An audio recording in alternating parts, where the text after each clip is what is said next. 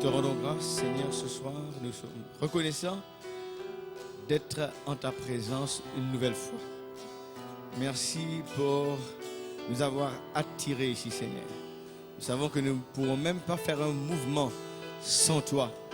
C'est ton énergie, c'est ta grâce. Seigneur, là, nous savons, nous sommes cachés sous le précieux sang de l'agneau. Je me rappelle de l'entretien avec la sœur Bruce. Eh bien, le poète lui a dit que Dieu regarde au cœur, regarde le désir du cœur. Et nos erreurs sont placées sous le sang de l'agneau. Merci pour tes enfants, Seigneur, qui ont voulu se réunir ici ce soir, sont venus pour entendre de ta part. Nous croyons que tu as quelque chose à nous communiquer. Tu as un message. Ceux qui sont troublés, tu sauras mettre en eux la paix. Ceux qui sont malades, tu sauras les guérir par ta parole. Nous savons que ta parole possède la vertu de guérison. Merci Seigneur ce soir pour, Seigneur, les musiciens, pour ceux à la régie, à la technique, pour tes diacres à leur poste, les administrateurs, chacun qui se retrouve là ce soir. Merci de nous avoir déplacés. Merci pour la protection. Merci pour ceux qui sont encore en chemin. Nous te bénissons, te rendons grâce dans le nom du Seigneur Jésus-Christ. Amen. Je vais asseoir un instant. Je vais faire des annonces très rapides. Et comme ça, nous sommes capables d'écouter la parole. Aujourd'hui, comme nous l'annonçons à plusieurs reprises, nous avons avec nous ce soir le frère Raymond Favre. Raymond Favre, qui n'est pas un étranger pour la plupart d'entre nous. Il a été ici à plusieurs reprises. Il est comme membre de la famille même. Et nous sommes reconnaissants aussi qu'à son âge, il continue à œuvrer pour la gloire du Seigneur. Right? Et nous rendons grâce à Dieu pour cela. Bien sûr, nous savons que dans son âme, il est jeune. Il ne faut pas regarder à son apparence extérieure, mais il est jeune. Et nous tous, nous sommes jeunes, pour commencer. Et nous croyons que Dieu, ce soir, va l'utiliser pour nous parler. Hein?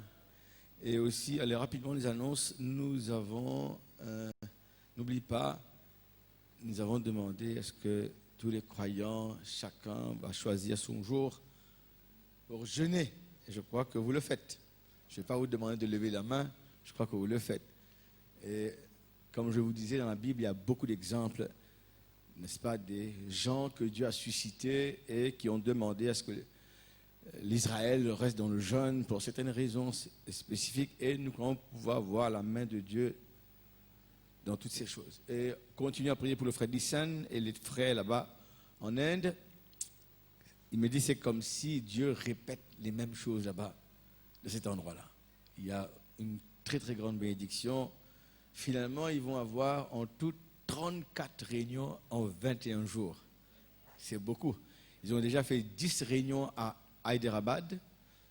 C'était vraiment formidable. Les résultats, c'était extraordinaire. Les jeunes, le baptême du Saint-Esprit, les parents de ces jeunes.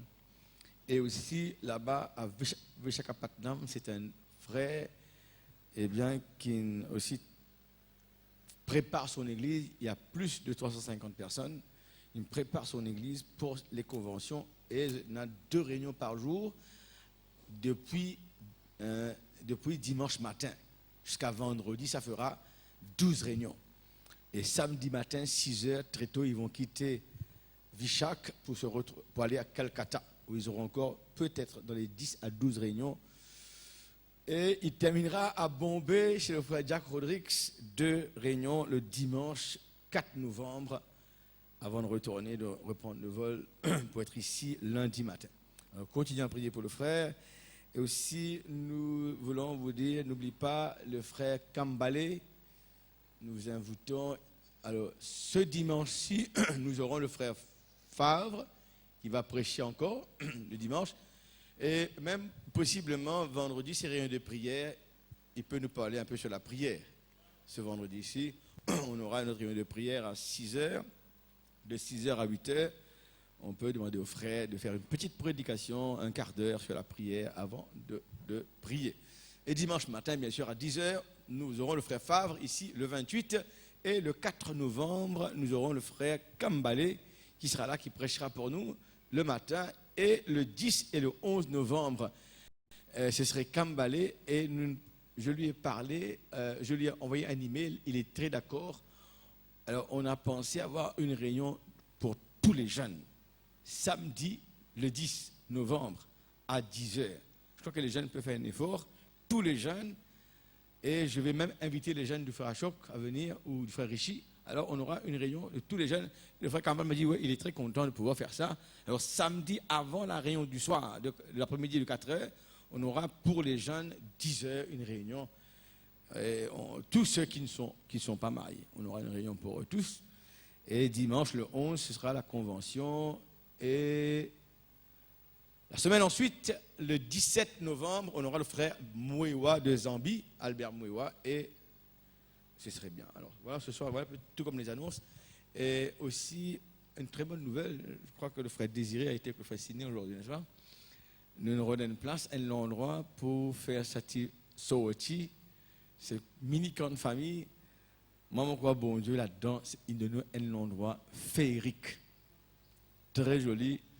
J'ai envoyé les emails à ceux qui demandent fonction, mais très beau. Je ne voulais pas la plage, je ne voulais pas, et Dieu nous donne nous ce qu'il a besoin.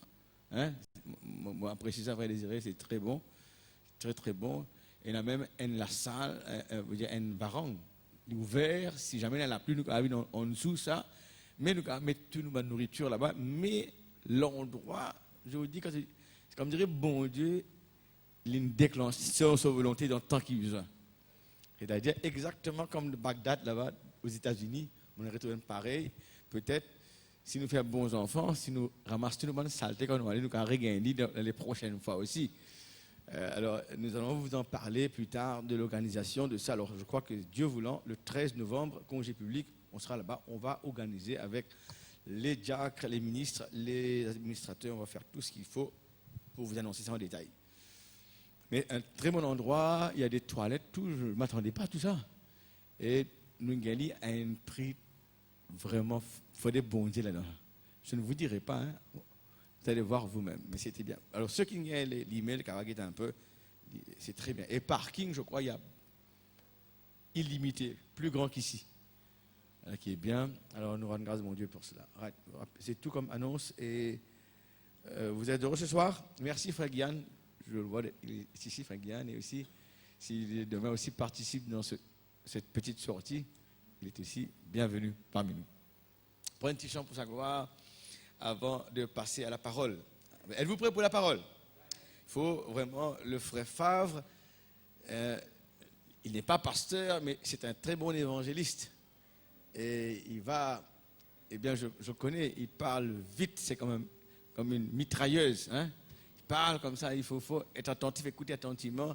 Et nous l'aimons, nous l'apprécions. Et un évangéliste, il est comme ça, il passe dans une église, c'est comme une boule de feu, il fait bouger un peu les gens. Il nous interpelle dans notre marche de tous les jours pour que nous puissions nous mettre en prière. Et j'apprécie ça. Je crois que l'épouse doit avoir les 5 ministères. On n'est pas les seuls. Je ne suis pas le seul à avoir tout. Je ne peux pas vous nourrir, moi seul. C'est pourquoi Dieu, étant un Dieu de variété, c'est ce qu'il a dit. Il y a des gens qui aiment l'océan, mais qui n'aiment pas la forêt, d'autres qui aiment la forêt n'aiment pas l'océan, d'autres qui aiment les montagnes qui n'aiment pas la forêt. Alors, Dieu est un Dieu de variété, de diversité. Alors, il a créé toutes ces choses-là. Il y a des gens qui aiment manger des oranges, qui n'aiment pas les pommes, qui aiment les pommes. Alors, il y a toujours, même la nourriture est variée. Et le ministère aussi est varié. Il a donné les uns comme apôtres, comme pasteurs, comme prophètes, comme évangélistes, ainsi comme enseignants, comme docteurs.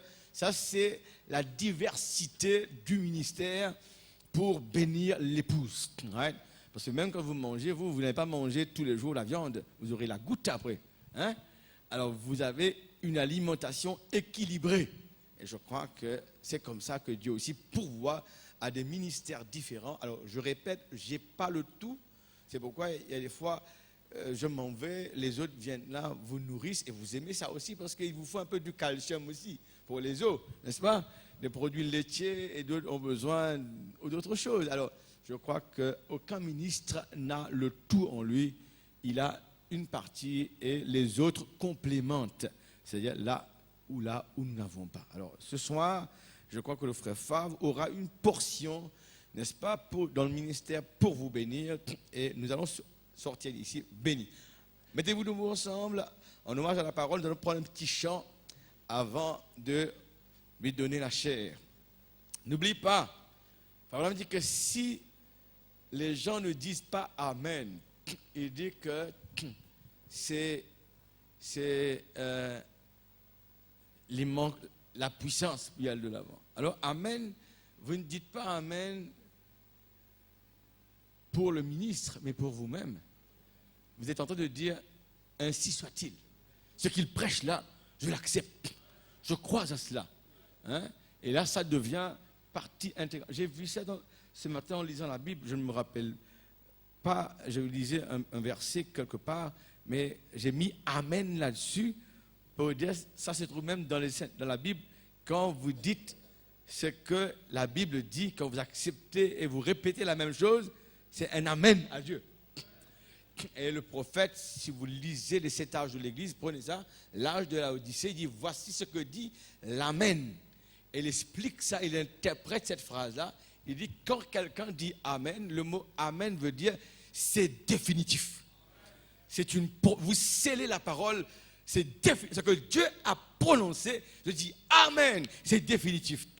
Et là, vous allez expérimenter la chose. Alors, Amen, ce n'est pas simplement une routine, non, mais je le dis de tout mon cœur. D'ailleurs, il a dit, le prophète, que tous ceux qui ont le Saint-Esprit, ils vont toujours ponctuer la parole avec Amen.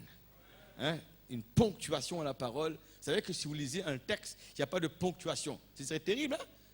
S'il y a un texte, il n'y a pas de virgule, il n'y a pas d'exclamation, il n'y a pas de point, il n'y a pas d'apostrophe, il n'y a pas d'arrêt. Vous allez lire. Vous ne connaissez rien, vous ne comprenez rien, il n'y a rien. C'est-à-dire que s'il y a un point, vous arrêtez, il y a une virgule, il y a un paragraphe. Alors tout ça, c'est fait pour faciliter la lecture et pour comprendre ce qu'on lit. Et aussi, je crois, un Amen, c'est une ponctuation. Hein, c'est bon, que Dieu soit loué. Prenez ce petit chant pour sa gloire. Vous l'aimez ce soir?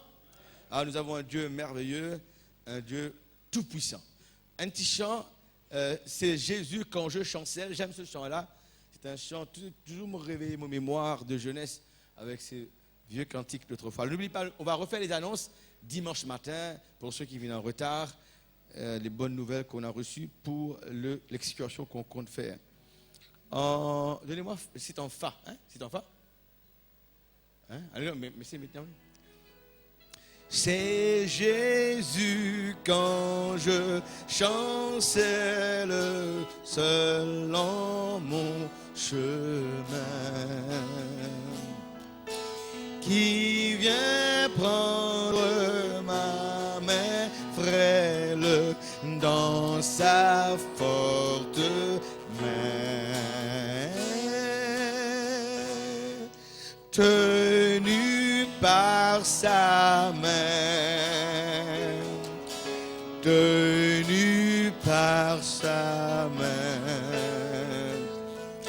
Oui, je suis quand je chancelle, tenu par sa main. Il connaît bien ma faiblesse, mon indignité, mais il me bénit sans cesse, grande est sa bonté, grande est sa bonté, grande est sa bonté. Il supplée à ma faiblesse, grande est sa bonté.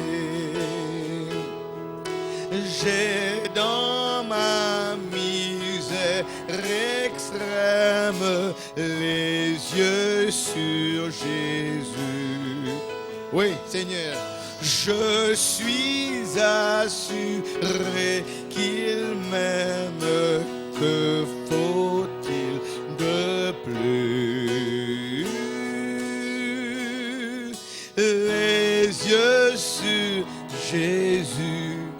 Alléluia, les yeux sur Jésus. Gloire à son amour suprême, que faut-il de plus? Il y a une strophe, nous la soir après. Ton sang sur la croix bénie a coulé pour moi. Et je ne me glorifie qu'en toi, divin roi. Oui, ce n'est qu'en toi. Oui, ce n'est qu'en toi que j'ai le salut, la vie. Que j'ai le salut, la vie. Oh Jésus, mon roi. Asseyez-vous. Alors que le frère Favre arrive, crois seulement. Frère Favre, c'est un frère merveilleux. Il habite à Saint-Imier, en Suisse. Le frère Favre, il a 2 enfants. L'un, ce que je sais, est pilote d'avion. Et le frère même, lui, il était dans l'électronique, connaît bien l'électronique. Il a été un missionnaire en Afrique pendant des années et il a été à Madagascar, je crois, plus de 30 fois, de 35 fois, plusieurs fois. Prends un petit chant alors que nous l'invitons à venir. Crois seulement. Crois seulement.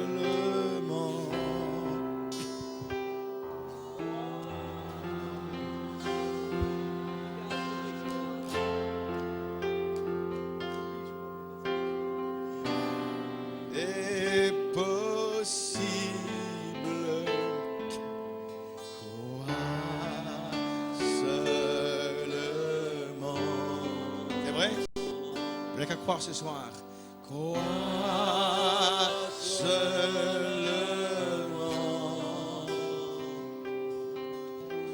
Crois seulement. Tout est possible. Crois seulement.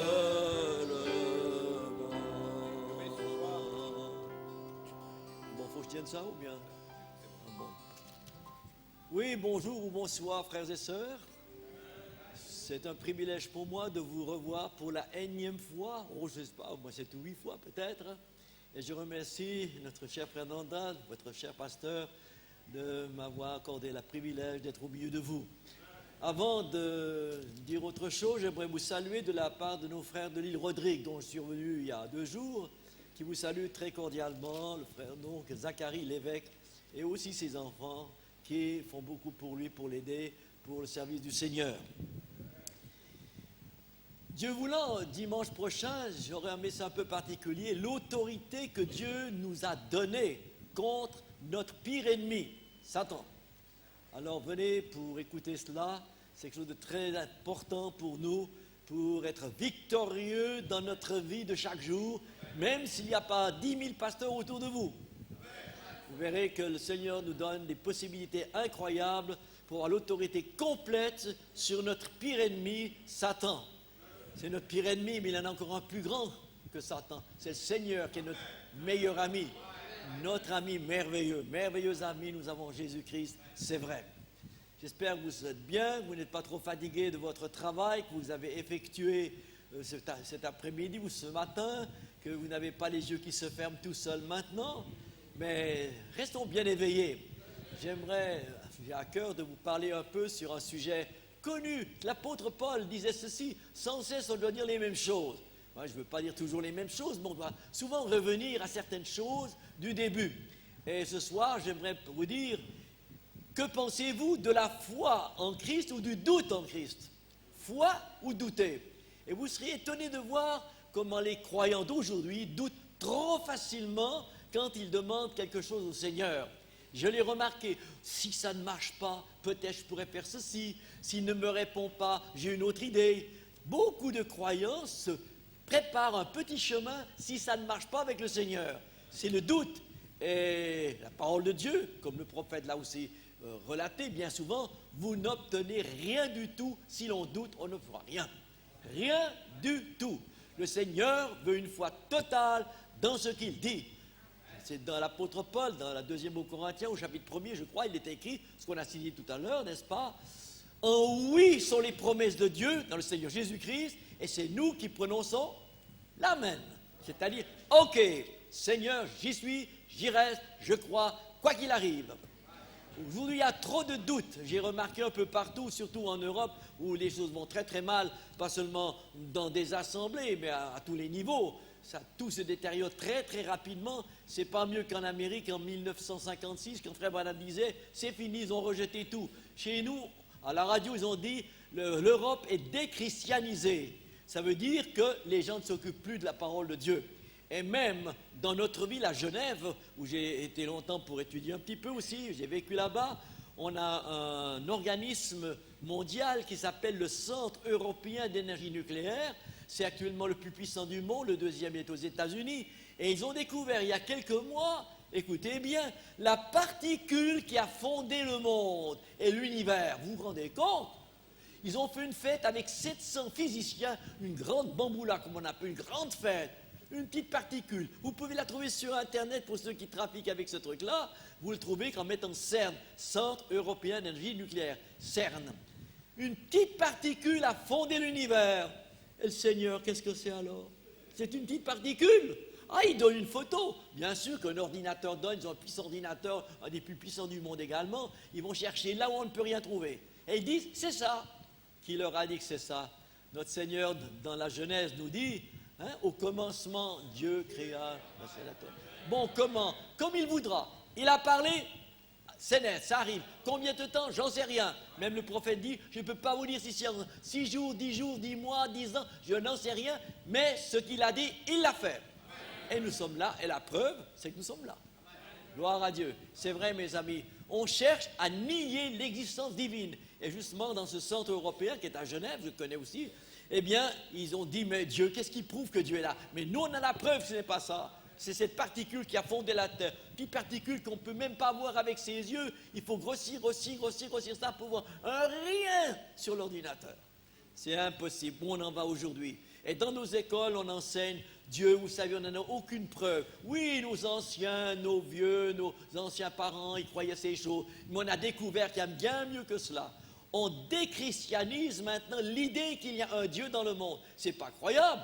Alors qu'il suffit de regarder dehors, le moindre petit brin d'herbe, le moindre arbre, n'importe quoi, qui l'a créé, qui lui donne la vie. Et quand la saison est passée, qu'il perd ses feuilles, ses bourgeons et ses feuilles, tout, et puis il est comme mort, et puis une saison après, il reprend vie. Qui a fait cela? C'est pas la particule, certainement pas. C'est la vie même.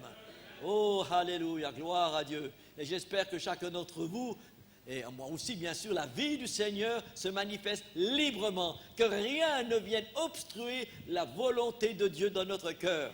N'est-il pas écrit dans la Bible? C'est le Seigneur qui dit, tout ce que vous demanderez en mon nom, croyez que vous l'avez reçu, Marc 11, et vous le verrez s'accomplir. Tout ce que vous demanderez, donc, il n'y a même pas une limite où le Seigneur dit, je ne vous l'accorderai pas. Tout ce que vous demanderez en mon nom, croyez que vous l'avez reçu au passé, vous le verrez s'accomplir dans le futur. Donc il y a un temps d'épreuve, et c'est l'apôtre Pierre qui nous dit dans une épître, eh bien, il y a toujours l'épreuve de la foi. Le temps où l'on demande et le temps où on voit la réalisation concrète de la chose. La Bible ne donne pas le délai. Le prophète a dit, moi je ne connais pas le délai, c'est peut-être dans une seconde, dans une semaine, dans un mois, dans un an, je n'en sais rien, mais il le fera. Mais il est écrit aussi, le Seigneur accorde cela à ceux qui lui obéissent. Ah ah! Ça, c'est quelque chose, mes amis. Ce n'est pas pour rien que vous êtes ici. La parole de Dieu est faite pour une obéissance joyeuse au Seigneur. Soyez toujours joyeux. Ça ne veut pas dire de rire et de crier tout le temps. Ce n'est pas du tout cela. Mais nous sommes en paix. Vous dites, oui, mais les gens ont peur. Dans notre pays, en Europe, ils ont peur. Nous avons dans mon propre pays, qui est un tout petit pays, un des plus petits d'Europe, le Vatican est encore plus petit. Mais son dirigeant est un peu trop grand encore aujourd'hui. Dans notre petit pays, nous avons chaque année plus de 1000 jeunes entre 15 et 25 ans qui tentent de se suicider. Pas des pauvres, des gars qui ont tout eu, ils en ont assez de la vie. Et sur ces 1000 et quelques, il y en a 150 ou 200 qui réellement, eh bien, ils tomberaient de mort. Où on en arrive, il y a 50, 60 ans, on ne parlait jamais de cela. À l'école, on ne parlait pas de jeunes qui étaient tristes. Je me souviens, quand j'étais à l'école primaire, j'ai encore des idées, je vois encore les choses, l'image dans ma tête. Et au collège aussi, eh bien, on craignait les enseignants. C'était presque des petits dieux pour nous. On obéissait à fond. Et aucun jeune n'aurait l'idée de faire des bêtises avec une fille. Ça n'existait pas à l'époque. Tous étaient propres, fidèles dans leur cœur. La plupart, la grande majorité, étaient dans des églises qui étaient évangéliques quand même à l'époque. Il y avait les baptistes, pentecôtistes, il y avait beaucoup les ménonites, enfin des gars qui écoutaient la parole de Dieu. Mais aujourd'hui, dans mon pays, trouvez un jeune. Ben, si vous en trouvez un, vous avez un miracle. Il n'y a pas de jeunes. Ils ont disparu. Les jeunes, à partir entre 15 et 25 ans, on ne les voit plus. Et il y a une trentaine d'années, il y en avait quelques-uns dans une assemblée que vous ne les connaissez pas, moi je la connais. Ben, il y avait 16 jeunes, il y a encore les photos, il y en a deux jeunes qui sont restés, une fille et un garçon. Et puis les autres, tout abandonné. Ils n'avaient jamais reçu l'Esprit de Dieu en eux, le Saint-Esprit. C'est pourquoi l'apôtre Paul a tellement, le frère Branham, l'apôtre Paul aussi bien sûr, ils ont insisté, si vous n'êtes pas circoncis, baptisés par le Saint-Esprit, vous êtes perdus. Bon, on n'en parlait presque pas il y a peut-être 20 ou 30 ans. Soyez baptisés au nom du Seigneur Jésus-Christ, alléluia. Alors il y en a quelques-uns qui sont baptisés, il y en avait eu 16 à un certain moment, et puis on a oublié de dire qu'il fallait baptiser par le Saint-Esprit. Si le Saint-Esprit n'est pas en nous, qu'est-ce qui reste? Rien. On est toujours un païen religieux, on peut être fidèle à l'Église, on peut donner sa dîme régulièrement sans manquer une roupie, on peut chanter merveilleusement, on peut balayer la salle si elle est sale, on peut ranger les chaises, on peut faire tout. Si l'Esprit de Dieu n'est pas en nous, on n'a rien fait du tout. C'est inutile. S'il y a un message qui est venu, c'est pour nous amener à Christ lui-même, la parole de Dieu. Le message, c'est ça, c'est revenir à la parole de Dieu, comme elle est écrite là, et nous l'avons.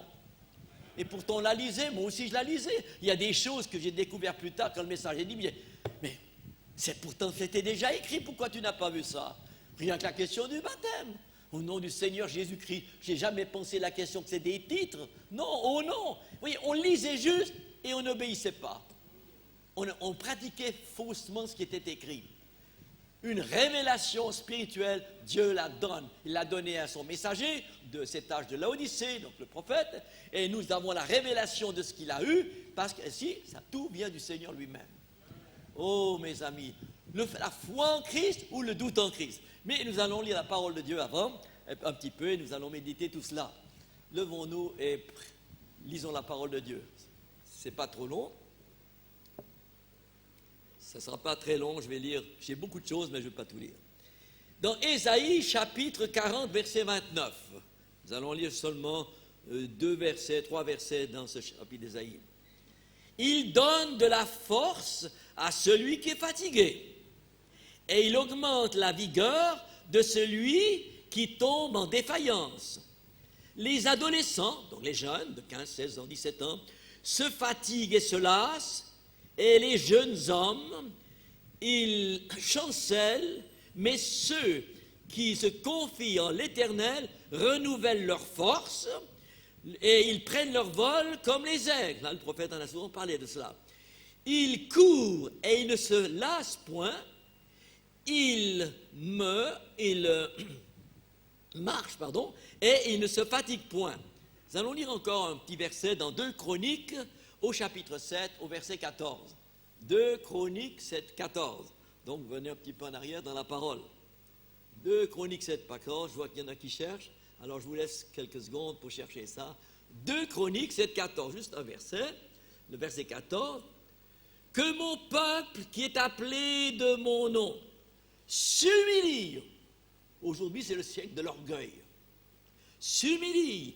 Et prie. Aujourd'hui, on n'a plus le temps de prier, mes amis. Le matin, quand on se lève, qu'est-ce qu'on fait? Oui, Seigneur, bénis cette journée, je vais au travail, garde-moi sur la route, merci de m'avoir donné à manger, et on s'en va. 1-2 minutes et c'est fini. C'est autre chose que de prier et chercher la face de Dieu. Mais nous verrons ces choses. Et prie, et il cherche ma face. Chercher la face de Dieu. Ça prend des fois un peu de temps. et reviennent de ces mauvaises voies. Vous voyez, il y a quelque chose à faire. Il faudra revoir dans notre vie. Moi, eux aussi, j'écouterai des cieux et je pardonnerai leurs péchés et je guérirai leur pays. Nous arrêtons là. Il y a d'autres choses qui viendront un peu plus tard. Prions le Seigneur. Cher Seigneur, notre Père et notre Dieu, ce que tu l'as dit pour toujours. Ce que tu as dit, tu l'accomplis sans hésiter. Ce que tu as dit, parce que tu es le chemin, la vérité et la vie, et tout ce que tu dis est la vérité. Il n'y a que l'être humain qui donne le mensonge. Il est né dans le mensonge du reste.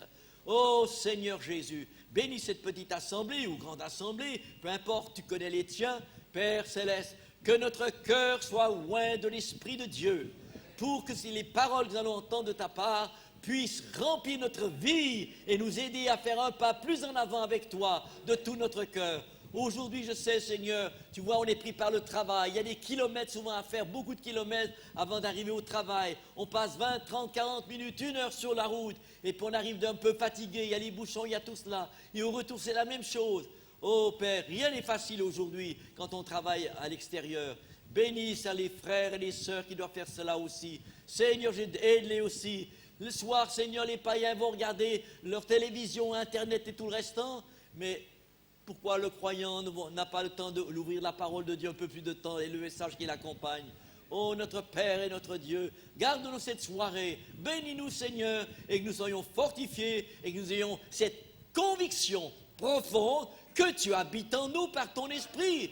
Nous avons ce témoignage intérieur, comme les Juifs avaient le témoignage d'être circoncis, c'est qu'ils les permettait d'entrer dans le peuple d'Israël. Les incirconcis, ils étaient perdus pour toujours, ils étaient retranchés. Seigneur, que chacun d'entre nous, nous ayons cette conscience, je sais qu'il habite en moi. Et la preuve, c'est que tout arbre, il porte des bons fruits. Et nous avons le fruit de l'esprit, et quand ça se manifeste dans notre vie, il n'y a que toi qui peux le faire à la perfection. Merveilleux Seigneur. Oh, bénis mes frères, bénis son cher pasteur, notre cher frère Nanda, et ceux qui l'accompagnent aussi pour le travail ou dans le ministère. Merci Père, nous te louons et te remercions, mais nous te prions encore pour Israël. Seigneur, je ne peux pas manquer de prier pour ce cher peuple que nous aimons tant, que j'aime tant, et ces dirigeants qui ont aussi des problèmes avec M. Netanyahou, dont son nom figure dans la Bible, dans l'Ancien Testament, et en tout cas ce nom-là. Oh Seigneur, il résiste à beaucoup de choses, tout le monde n'est pas d'accord. Seigneur, bénis Israël. Je sais qu'un jour, nous savons qu'un jour, il te recevra. Mais ce sera un temps dur, dur. Après cette grande détresse que tu as annoncée, comme il n'y en a jamais sur la terre avant, même du temps de Noé, c'était peu de choses par rapport à ce qui va arriver. Mais après, Seigneur, ce sera très glorieux. Oh Dieu, nous sommes conscients que c'est toi qui diriges toutes choses dans ce monde. Personne ne peut rien faire, Père, sans que tu aies décidé que la chose soit. Nous te louons et te remercions, Père, dans le beau nom de Jésus. Nous te remettons nos cœurs et nos vies. Amen. Amen. Vous pouvez vous asseoir. Amen. Ça me fait penser à une parole, je crois maintenant, qu'on trouve, je crois, dans Lamentation de Jérémie au chapitre 3. Oui, je crois, dans les versets 35 ou 36, par là autour. Qui dira qu'une chose arrive sans que le Seigneur ne l'ait ordonné? Et il est écrit ensuite, par moi arrivent les quoi? Les maux et les biens. Et oui, les maux, les choses qui ne vont pas et les biens. Les choses qui sont pénibles. Savez-vous que notre Dieu, c'est lui qui dirige le diable? Je te permets de faire cela. Même le prophète a dit quelque chose, ça me vient droit à l'esprit droit maintenant, je n'ai même pas pensé tout de suite. Quand c'est le dernier jour que nous devons vivre, qu'est-ce qui arrive? Le Seigneur dit au diable, tu vois, mon bien-aimé là, tu peux prendre son corps comme tu veux. Moi, j'ai son âme. Et au moment où on doit fermer les yeux pour toujours, on a déjà un corps merveilleux qui nous attend, en attendant le grand corps qui sera glorifié un peu plus tard. Mais on a déjà un corps céleste merveilleux, et même Frère Branham dit, on peut se voir déjà. C'est fantastique ça. Mais le diable est obligé d'obéir à Dieu. Vous vous rendez compte? Le pire ennemi, il est obligé de courber sa tête quand Dieu lui donne un ordre, il doit le faire. Et quand arrivent des mots, c'est le Seigneur qui dit, je te permets de faire cela, pas plus loin. Souvenez-vous, ça me vient à l'esprit droit maintenant, de Job. Eh bien, Job, voyez ça au chapitre 1er, si je ne fais erreur. C'est un chapitre fantastique, il y a 42 chapitres, si je me souviens bien. Il y avait une petite conférence, et puis le diable était venu voir. Il venait assister. Et il a dit, Dieu lui dit, mais tu vois mon serviteur Job? Oui, oui, oui, tu lui as fait tellement de bien. Il est devenu très riche, c'était le plus riche de l'époque. Tu lui as donné des maisons, tu lui as donné des beaux enfants, tu lui as donné une armée de serviteurs, des troupeaux sans nombre, des milliers de bêtes. Touche un peu à cela, tu verras comme il va te maudire. Tu crois cela? Écoute, je te le livre, mais ne touche pas sa vie. Qu'il reste vivant. Tout le reste, tu peux le faire. Et vous savez ce qui est arrivé à notre brave frère Job que nous verrons de l'autre côté. Moi, je sais qu'on le verra. Hein. Sensationnel. On a toute l'éternité pour lui parler. Eh bien, tout d'un coup, mais qu'est-ce qui arrive? On lui annonce, un serviteur arrive. Il sait ce qui est arrivé. On a tué tes serviteurs. C'est pas vrai, oui. Puis un autre arrive, dis donc, tes troupeaux, il y a des gens qui sont venus s'en emparer, il y en a beaucoup qui sont morts. Il ne reste plus rien. Puis encore un autre, mais ta famille, tes enfants sont morts. Tu n'as plus que ta femme. Dis donc pour un hébreu, c'est arrivé ça. Il a tout perdu. Qu'est-ce qu'il a dit Job? Le Seigneur a donné, il a repris, que le nom de l'Éternel soit béni.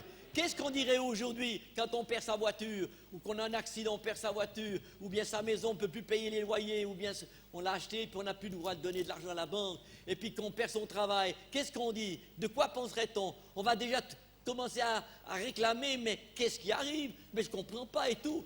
Non, non. Job, quand on est né, on n'a rien eu. On avait la vie, c'est vrai. Mais on n'avait pas même une chemise, ni un pantalon, on n'avait rien. Hein? Et Madame Job, ah nos sœurs, j'espère que vous n'êtes pas comme Madame Job. Qu'est-ce que tu dis, mon cher mari? Maudit Dieu et meurt. Vous vous rendez compte? Encore sa femme qui lui dit de maudire le Créateur. Mais Job connaissait le Seigneur, lui, quand même. Il avait été béni, mais il savait remercier Dieu, il savait le louer et l'adorer. Ses amis sont venus, plusieurs amis qui sont venus, 3 pendant 7 jours, ils n'ont rien dit, pas plus d'essayer de trouver qu'il avait des torts. Oui, mais tu as péché, tu as fait ceci, tu as fait cela. Et Élie, vers la fin, un autre est venu, il a encore trouvé des fautes chez Job. Et à un moment, c'est le Seigneur qui est venu. Dis donc, où étais-tu quand j'ai fondé la terre? Hein, où étais-tu? Ah, il lui a parlé, et ça se termine au chapitre 42. Oh là là, prie pour tes amis, prie pour ceux qui n'étaient pas contents. Mais une chose, jamais la Bible nous dit s'il y avait une autre femme. Elle a dû se repentir, parce qu'il n'y a pas de nom. Oui, il a eu le double des enfants, il a eu le double des troupeaux, le double serviteur, le double en double. Mais sa femme est toujours restée la même. Elle a dû dire, qu'est-ce que j'ai dit là? Seigneur, pardonne-moi, qu'est-ce qui m'est arrivé? C'est une drôle d'épreuve qui a duré quand même quelques mois, je ne sais pas combien de temps, mais une chose certaine, il était fidèle même quand ça ne marchait pas. Il croyait Dieu sur parole. Il a dit Amen. C'est lui qui m'a mis au monde, Amen. C'est lui qui m'a donné tout ce que j'ai reçu, Amen. C'est lui qui m'a tout pris, c'est bien. Il sait ce qu'il faut faire. Je crois en lui, je l'aime. Ça me vient à l'esprit pour vous dire, mes amis, qu'aujourd'hui on n'accepte pas assez difficilement quand quelque chose ne va plus dans la famille. On commence à douter. On demande au Seigneur, tu vois ce qui m'est arrivé, j'ai perdu mon travail, je te prie, Père, de me donner un patron ou quelque chose pour gagner ma vie. Et puis on en discute avec sa femme peut-être, ou avec ses enfants, puis ils diront oui, mais peut-être, si ça ne marche pas, on aura peut-être cette chose-là. On nous dira, mais tu sais, j'ai une autre idée, peut-être qu'on a ceci ou cela. C'est le doute. Alors Dieu ne peut pas agir. Si je crois Dieu, je dois croire Dieu sur parole. C'est comme le prophète disait, quand on est malade, j'aurais toute une soirée à parler de la question des maladies. J'ai aussi été malade quelques fois, même en Afrique, le médecin est à 1000 km. Donc il y avait une autre solution quand même. Hein.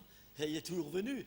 Mais je dis une chose, frère Branham disait ceci, je le dis parce que ça me vient droit à l'esprit maintenant. Je vous dis ce qui me vient à l'esprit. Ne dites rien à personne. Ne témoignez pas de ce que vous avez à personne. Donc pas répondre aux chrétiens, vous savez, ceci, cela. Écoutez bien, en français ils ont dit un mot peut-être un peu fort. Ils ont dit ignorez vos symptômes. Moi je dirais peut-être le mot n'est peut-être pas tout juste, mais ne prenez pas garde à vos symptômes, n'appuyez pas vos regards sur vos symptômes. Regardez, le Seigneur a déjà fait sur la croix du Calvaire. Ça, c'est une drôle d'expérience aujourd'hui, mes amis. Aujourd'hui, il est plus facile d'être malade qu'il y a 50 ans. La pollution atmosphérique, la pollution des eaux, la pollution dans la nourriture. Un médecin belge a visité un supermarché il y a pas mal de temps. C'était un soir vers 11h, j'avais écouté une émission belge, comme ça je ne dormais pas bien. J'ai écouté. Il a dit, j'ai regardé dans un supermarché, le 90% des légumes et des fruits étaient contaminés par les insecticides et les produits qu'on met dessus pour les garder plus longtemps ou pour les colorer. Même la firme Coca-Cola. Bon, le Coca-Cola, je sais que si vous allez au McDonald's, on vous donne du Coca-Cola. Si vous allez au Kentucky, on vous donne du Pepsi-Cola, bien glacé par-dessus. Ça, je sais comment ça se passe un peu maintenant. Parce que quand on m'invite à aller, ben, c'est toujours le même truc. Eh bien, quoi? Même on a découvert que dans la couleur du Coca-Cola, il y a un produit très toxique. Et ils ont demandé à l'Amérique de changer maintenant le produit pour avoir la même couleur. C'est tout récent, ça.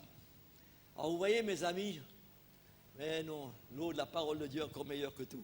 Bon, j'ai rien contre le Coca-Cola, le Pepsi-Cola, c'est un bon goût, c'est la vérité. Ça m'est arrivé d'en boire quand je suis invité, mais à la maison, je n'en ai pas. Je prends des jus de fruits plutôt, des oranges, des pommes, des trucs qu'on peut avoir chez nous sans problème.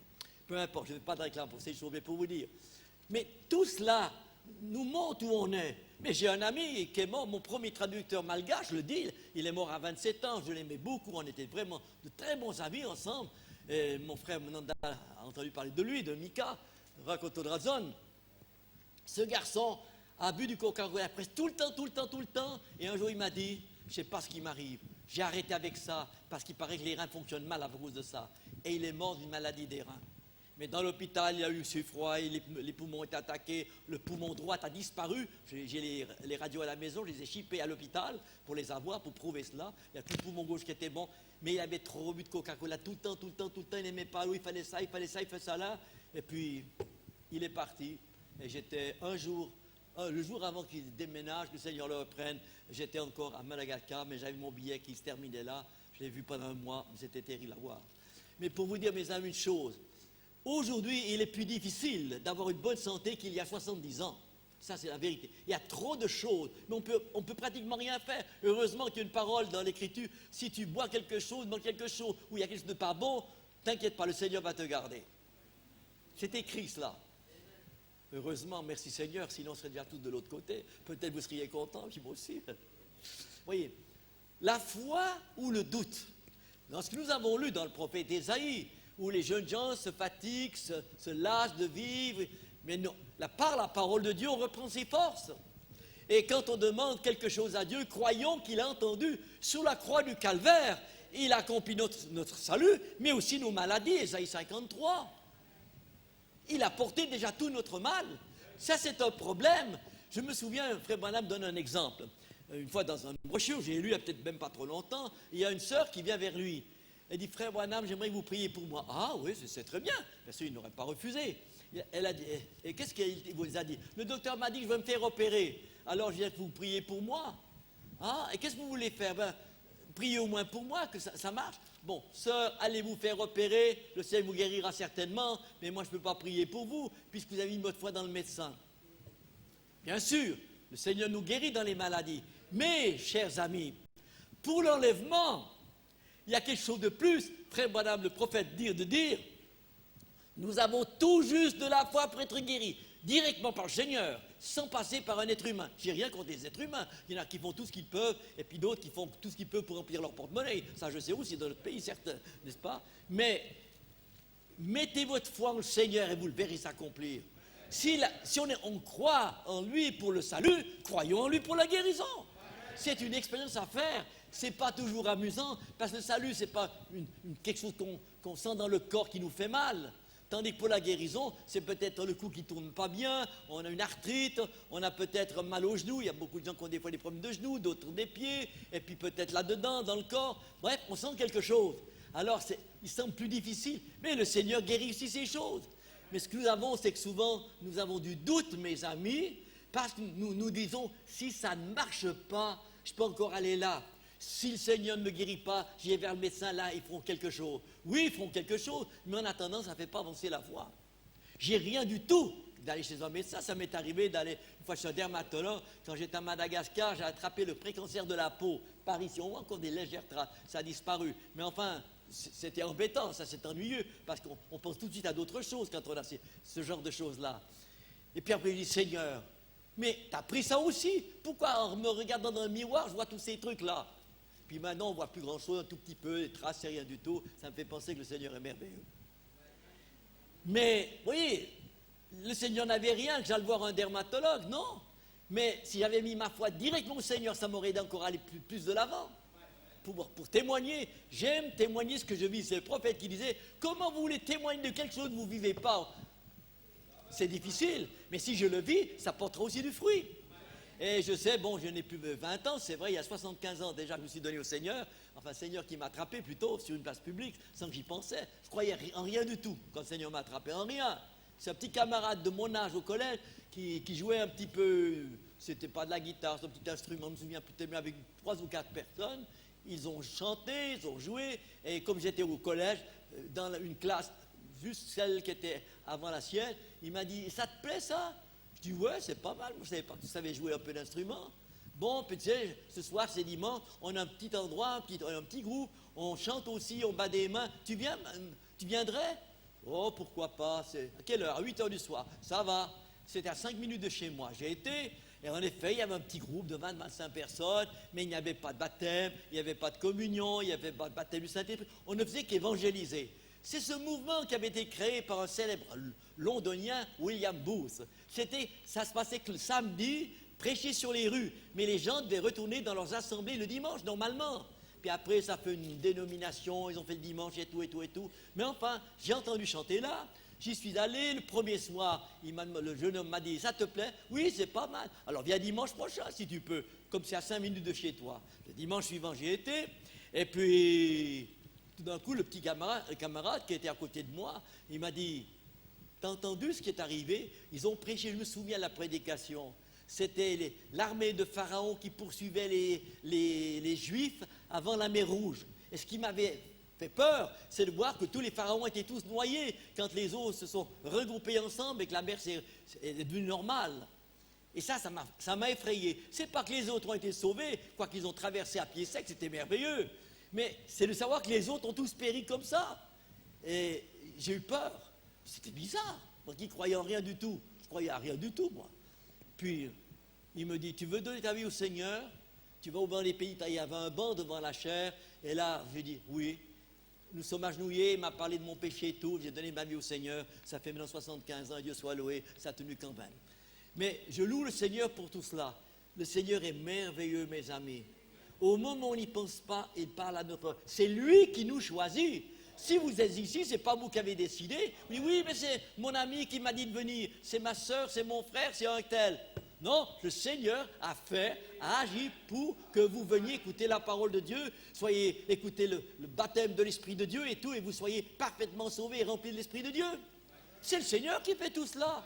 Pas à moi arrivent les maux et les biens. C'est la volonté de Dieu. Gloire au Seigneur Jésus. Je me réjouis de cela. C'est le Seigneur qui dirige tout, tout, tout. Le monde va mal, les dirigeants des nations, en tout cas dans nos pays, ça devient terrible aujourd'hui. On ne sait plus qui croire. Et puis dans les écoles, on enseigne aux jeunes gens qu'ils ont le droit de s'amuser avec les filles, mais qu'ils n'aient pas plus de 3 ans de différence d'âge. On leur donne les moyens pour pas qu'ils aient des enfants. Tout ça, c'est dans nos écoles qu'on prêche, même dans mon village. C'est abominable, des trucs pareils. Mais tout le monde est content. Ils ne vont plus à l'assemblée, ils ne vont plus à l'église. Dieu, qui c'est Dieu? Qui c'est Dieu? Oui, ils sont vieux parents, ils croient en quelque chose qui n'existe pas, on ne le voit pas. Croyez ce que vous voyez. Et la Bible dit, on doit croire ce que nous ne voyons pas.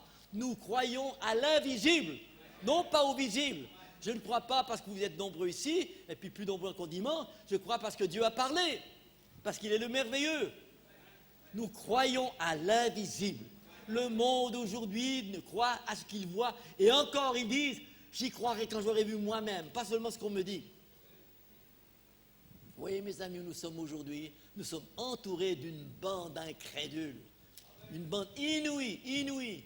Combien il y a de vrais croyants dans toute l'île Maurice? Il n'y en a plus tellement beaucoup, certainement pas. Dans mon pays, nous avons eu Frère Branham qui est venu, il y avait 15 000 personnes chaque soir à Zurich. J'ai assisté à quelques réunions, c'était à 120, 130 km de là où j'allais. Encore, j'accompagnais des frères et sœurs qui allaient. Moi, je ne savais même pas pourquoi, ce que c'était, mais j'ai assisté à ces réunions. Il avait été avec le frère Argenbright et le frère Guggenbull, un avocat qui l'a traduit. C'était fantastique, parce que j'ai vu les miracles instantanés devant mes yeux. J'étais à 30 mètres de lui dans l'assemblée, assez proche par rapport aux autres. Sur les 15 000 chaque soir, combien en est resté qui ont reçu le message? À peine une centaine. Il y a une forêt de mains qui se sont levées. Qui veut donner sa vie au Seigneur Jésus? Une forêt de mains. Maintenant, il n'y a plus une forêt qui écoute la parole de Dieu. Vous voyez, mes amis, c'est une grâce de Dieu que vous soyez encore ici, dans une chapelle, que Dieu vous a donnée ici à l'île Maurice. Remerciez Dieu que ce message est encore prêché, qu'il y a encore quelques-uns qui écoutent.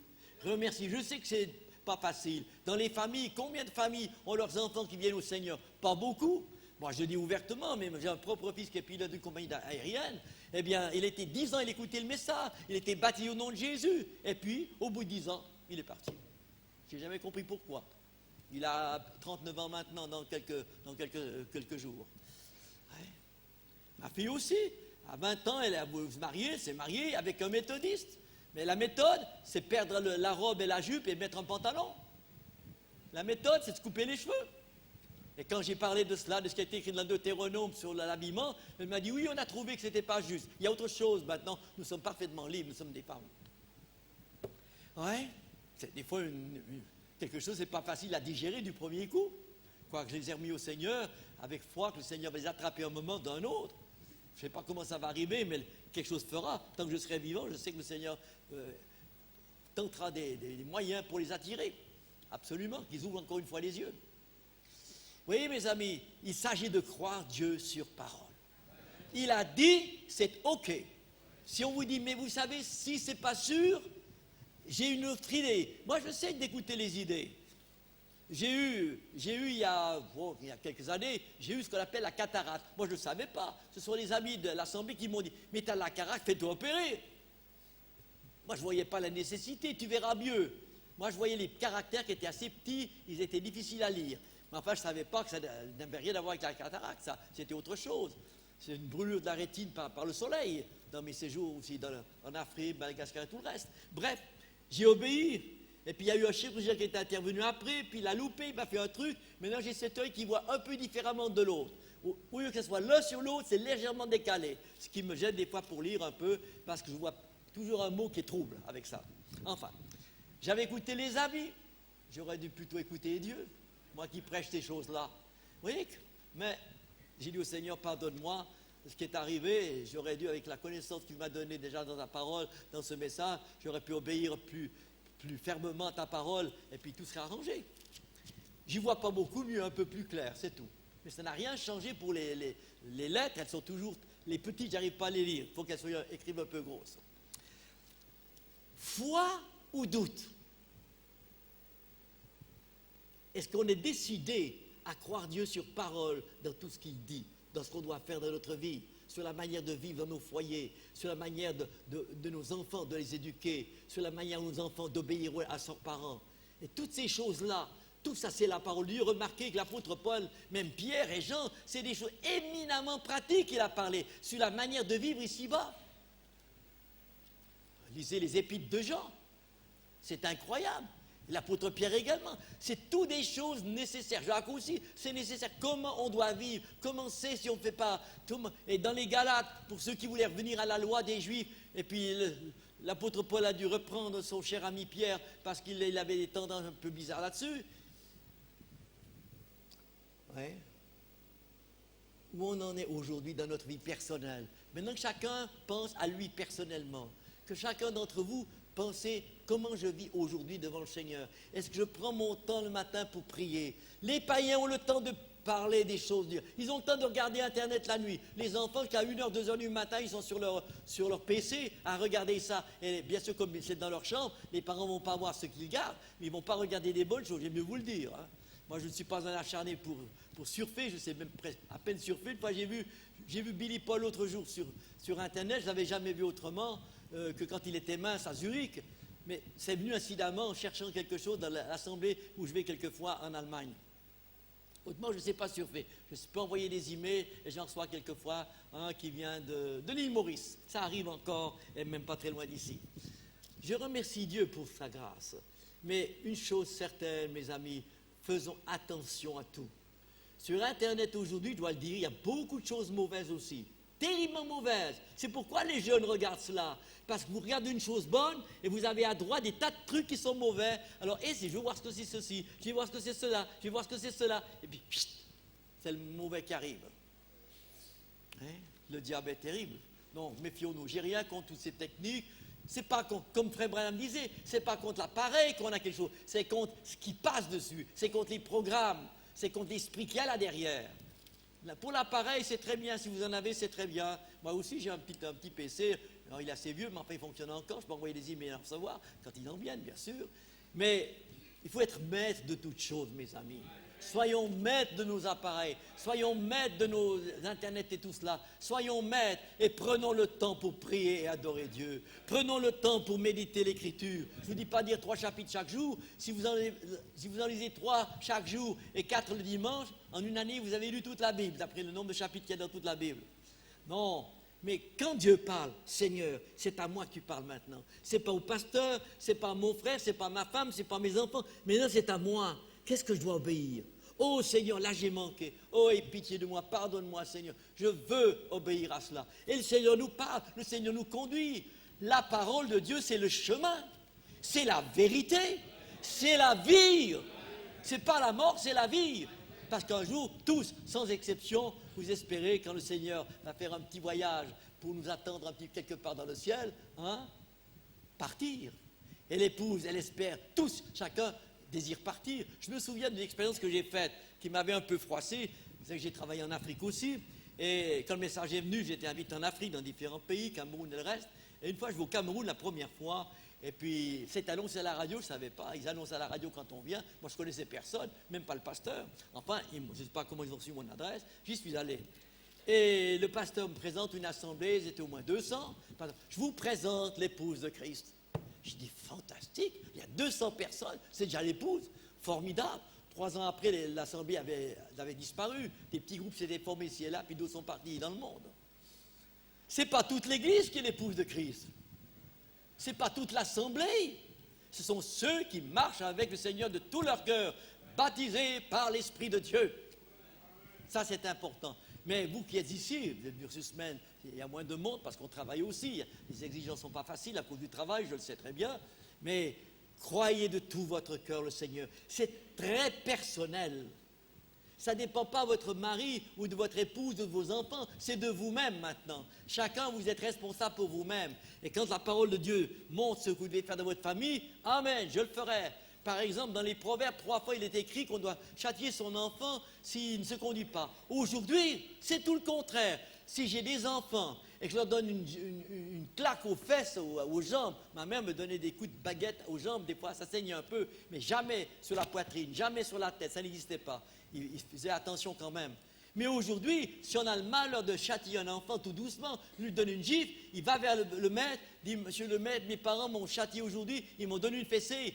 Là, le maître inscrit tout ça, ça va à la police fait venir les parents et les admoneste et il doit payer une amende. C'est interdit de corriger un enfant. Vous vous rendez compte, on en est aujourd'hui?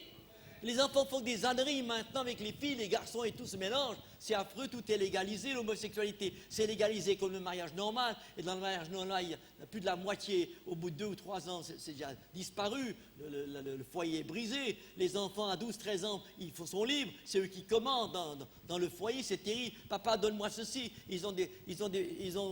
Chaque mois, ils reçoivent l'enfant un petit cadeau pour vivre, mais c'est des cadeaux qui sont importants. Ça ferait peut-être à peu près pas loin de 20 000 roupies par mois que soit un enfant pour s'amuser. Vous vous rendez compte? Bien, j'aime bien que les salaires sont très élevés. Ils sont de 10 fois plus élevés qu'ici, ou à peu près. Mais quand même, l'enfant, il est roi. À l'école, il est protégé. L'État protège les enfants contre les corrections des parents. C'est terrible, quand l'enfant fait du mal, on n'a pas le droit de le corriger.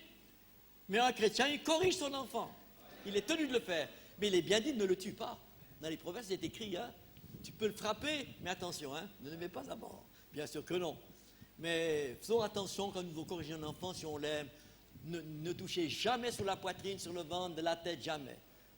Il y a une fesse, c'est bien, les nerfs sont un peu loin, et puis c'est pas risqué de donner une petite claque, ou bien sur les mollets si vous voulez, mais faites attention quand même. Mais corrigez-les et parlez-leur avec amour.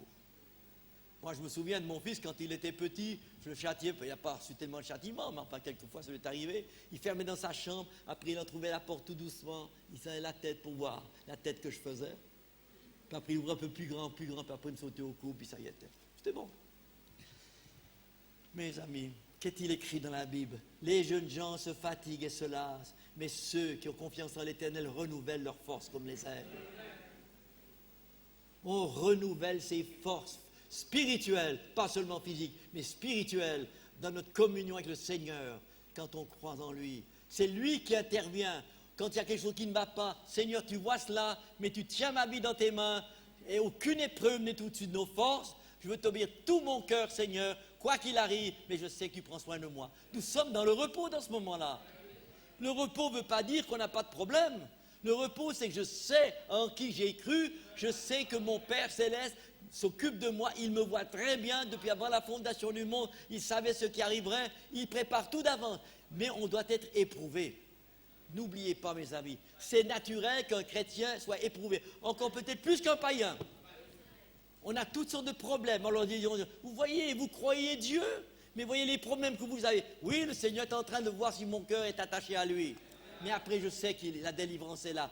Aucune tentation n'est au-dessus de vos forces, car avec la tentation, le Seigneur a mis le moyen d'en sortir. Notre Dieu vivant, quand il était dans le corps du Seigneur Jésus-Christ lui-même, dit donc, notre Seigneur, c'était le Dieu vivant qui était en lui, oui ou non? Jean 14, Philippe qui est là. Mais où est le Père? Et Jésus lui dit, mais écoute, tu cherches le Père? Il est devant toi, regarde-le. Comment? Il est devant toi, il te parle maintenant. Eh oui, j'étais long à comprendre ces choses. Bon, ça fait maintenant il y a 40 ans que ça était éclairci, gloire à Dieu. Mais pour vous dire, mes amis,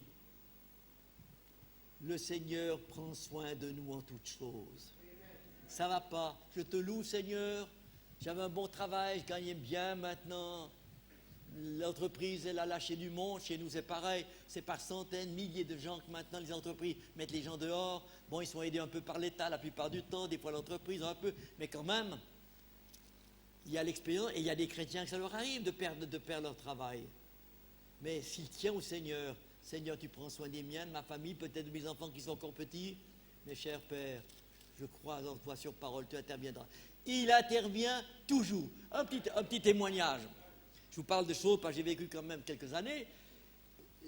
Quand j'étais marié, j'étais en Afrique avec ma femme, elle venait du Tchad, mais enfin c'était une Européenne, même une de mon pays, par-dessus. Et puis, quelques amis comme ça nous ont aidés encore. Il n'y avait pas d'assemblée derrière moi. Quand ma vie s'est passée là-bas outre-mer, je n'avais pas d'assemblée derrière moi. Une fois, pendant une année, une assemblée m'a donné quelque chose. Après, c'était fini. Mais enfin, le Seigneur est toujours intervenu d'une manière ou d'une autre. Bref. Mais une fois, il n'y avait plus rien. Enfin, plus grand chose, il fallait faire extrêmement attention pour vivre en une année, en mangeant très simplement, super simplement. Là, on ne grossissait pas tellement, on m'a maigrissait un petit peu, c'est la vérité, même ma femme aussi, elle était mince comme un clou. Et un jour, qu'est-ce qui arrive? On frappe à la porte de notre paillote, on vivait dans une maison africaine, c'était pas très luxueux, et puis il y a un monsieur qui vient, un noir, il dit, écoutez monsieur, vous êtes blanc, oui, vous voyez bien, vous pourriez nous aider? Je dis, oui, d'accord, mais en quoi? Eh bien, je suis le directeur de ce collège, un collège d'enseignement général, CEG, vous pourriez nous aider pour enseigner. Excusez, monsieur, mais moi, j'ai jamais fait d'université, j'ai jamais fait d'école d'ingénieur, j'ai pas fait de grandes études, et puis c'était pas pendant la guerre. Pendant la guerre, j'étais 3 mois à l'armée, et puis après, j'avais quelques mois de bon, et puis je ne peux rien faire, pas étudier, ça n'allait pas, c'est difficile, bref. Alors j'ai dit, écoutez, moi, je ne peux pas enseigner, j'ai jamais fait cela. Oui, mais vous enseignez bien des gens. Oui, mais je n'enseigne pas les mathématiques, là. Je n'enseigne pas la physique, la chimie et tout le reste. J'enseigne la parole de Dieu. C'est pas tout à fait la même chose. Oui, bon, écoutez, on a besoin d'un enseignant. Il y avait 6 enseignants pour 243 élèves. Vraiment, c'était des grandes classes de 70 élèves. Les petites, il y avait 70 élèves. 7, 80, il y avait 200 élèves rien que pour les petites classes, en 6e. Et en troisième, il y avait la troisième, en CEG, il y avait 18 élèves, en quatrième, il y en avait déjà 40. Bref, alors, je reviens dans 8 jours, donner la réponse. Dans mon prix avec ma femme, je dis, qu'est-ce qu'on va faire? Moi, je n'ai pas enseigné. Je devrais enseigner quoi? De la chimie et la physique. Mais quand j'étais jeune gamin, bien sûr, à l'école, à l'âge de 12-13 ans, j'étudie un peu ça. Mais on ne tient pas ces choses-là. Allez, les problèmes de physique, et puis la chimie, les équations et toutes ces choses-là. C'était parti depuis longtemps de ma tête. Enfin bref, nous avons prié, et puis au bout de 8 jours, il est revenu. Alors, je dis, d'accord, mais gratuitement je le fais, et je ne fais que 12 heures par semaine. Pas plus, pas 1 heure de plus. Mais on vous donne gratuitement une année. C'est tout ce qu'on pouvait encore vivre avec ce qu'on avait, le peu qu'on avait. On a fait une année, ça a très bien marché. Les élèves étaient bien contents. J'avais la chimie, la physique. Après, ils m'ont mis 2 classes de 6e où il y avait 140 élèves, 2 fois 70. Après, on m'a donné la géologie, puis la biologie. Heureusement que ma femme était infirmière, celle qui corrigeait mes devoirs de biologie. Et puis ceci, il y a eu encore la géographie et puis les sciences naturelles. Ouf!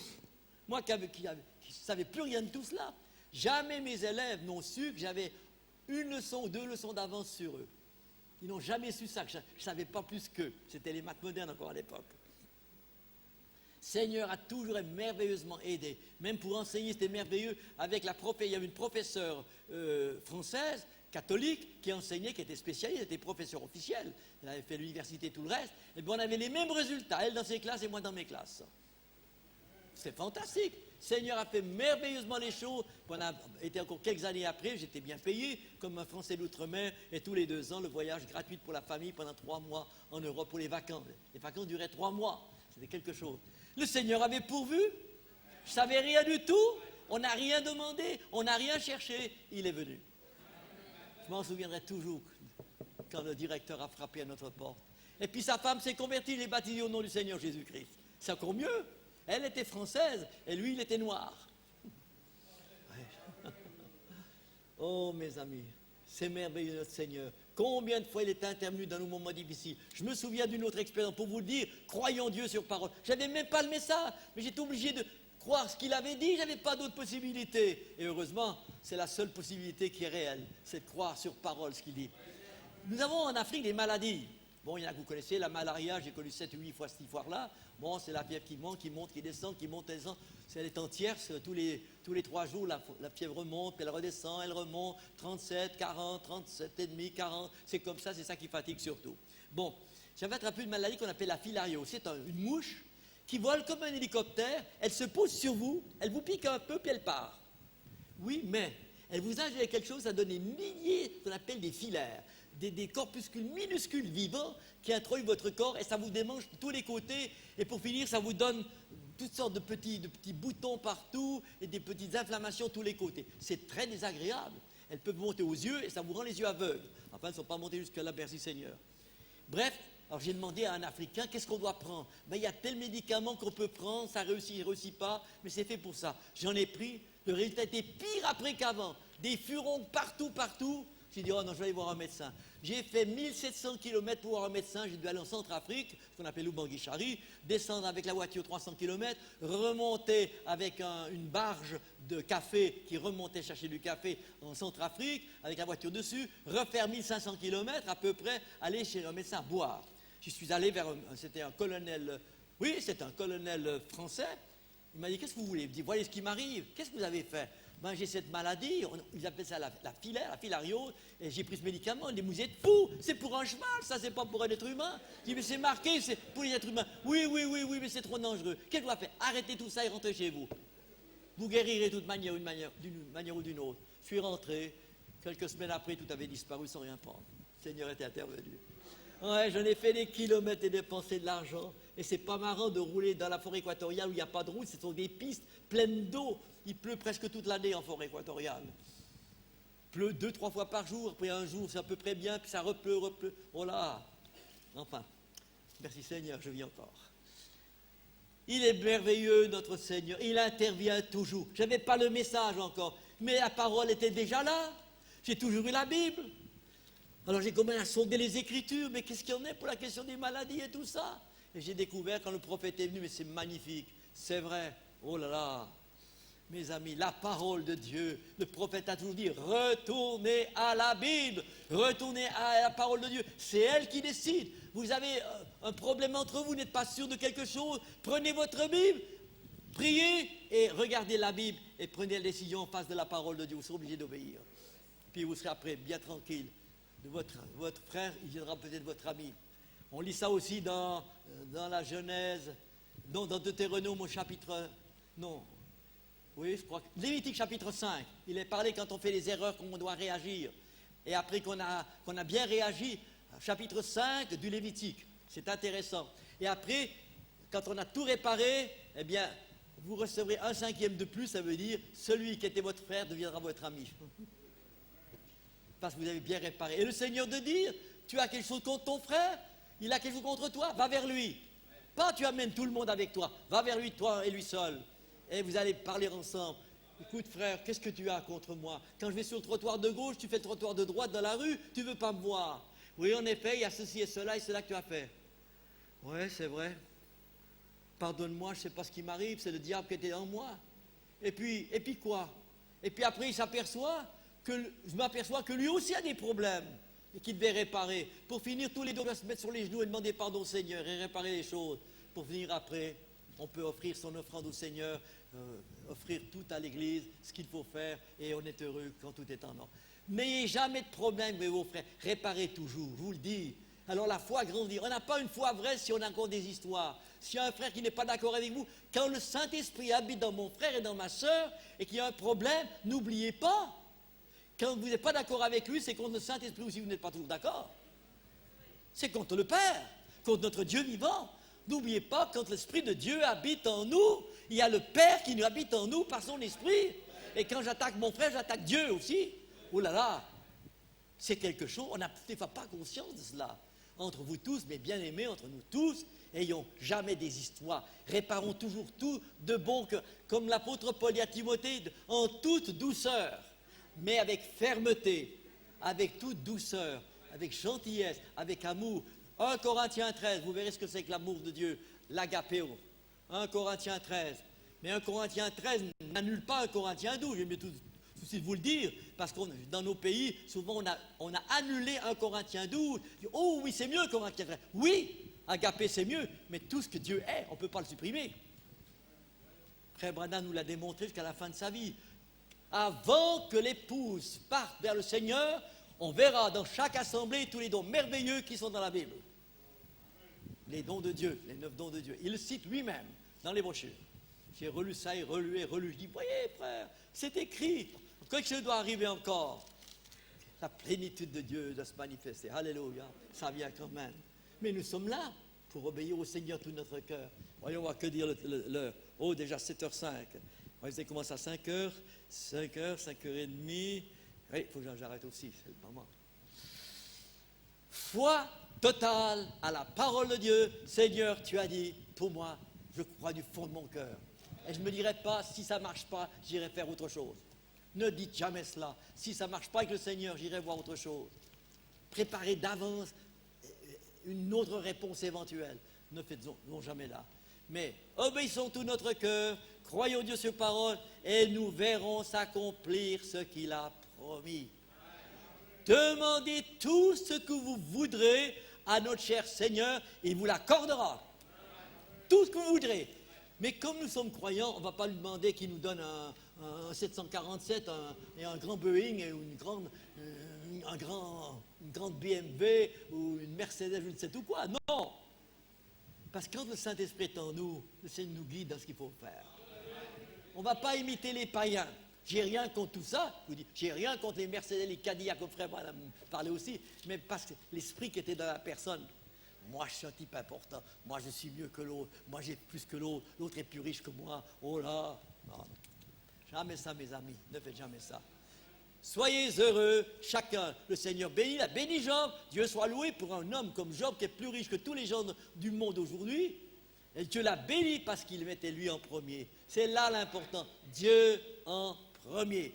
Et Dieu peut bénir notre famille, peut bénir notre travail, il peut bénir notre société, il peut bénir ce que nous faisons abondamment, abondamment, abondamment. Il n'y a pas que les païens qui ont beaucoup de choses.